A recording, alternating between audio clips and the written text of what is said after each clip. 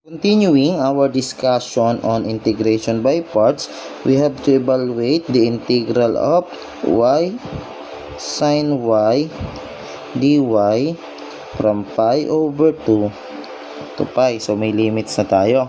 Okay, similar with our previous problem, let's establish muna yung ating magiging u at yung ating magiging dv based on our latte abbreviation or the ILATE. So, we have here y, it is an algebraic function. Then, sin y, a trigonometric function. So, in this case, mauuna yung algebraic. Then, let u tayo is equal to y. Okay? And then, our du becomes dy. Then, our dv is sin y dy. Then, taking integral of both sides, we have v equivalent to the integral of sine is negative cosine y. Okay? Negative cosine y. Next, apply the formula, integral of b du, u dv rather. Integral ng u dv is equivalent to uv minus the integral of b du. So, we have here u, y, our b is negative cosine y, minus the integral of, we have here v du, negative cosine y, then our dy is So, our du is dy rather. So, simplifying, this is negative y cosine y. Negative times negative, we have positive. Integral of cosine y is sin y. Sin y plus c.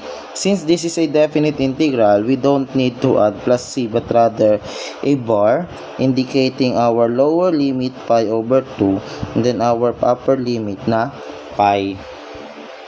So, i-apply natin ngayon.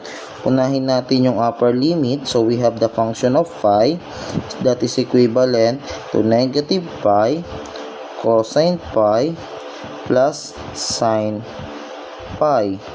Okay, yung cosine pi from our unit circle, that is negative 1. Yung sine pi from our unit circle, this is equivalent to 0.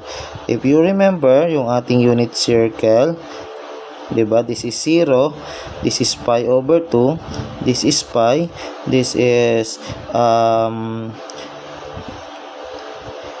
pi over 4, and then this is 2 pi, 0 or 2 pi, ano? Okay, so at this point, pag cosine ang pinag-uusapan natin, walang value yung ating sine. Dito naman, walang value yung ating cosine. Okay? So, what we have now here, we have negative pi. Yung cosine pi, that is negative 1. So, the answer for our upper limit is just simply pi.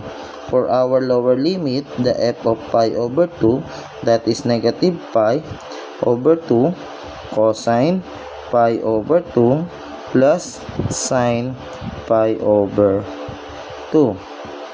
Okay? So, this is, since dito, pi over 2, nandito tayo sa vertical axis, 0 yung cosine natin, 1 naman yung ating sine. So, dito, 0 na to, and ito ay 1. Therefore, our answer is 1. Okay? So, for this problem, let me just get the problem. Copy. Then paste. So, the integral now of y sin y dy from pi over 2 to pi is pi minus 1, and that is equivalent sa 2.14. And this is our answer for this problem. So, medyo madali pa ito considering na simple pa yung ating mga functions.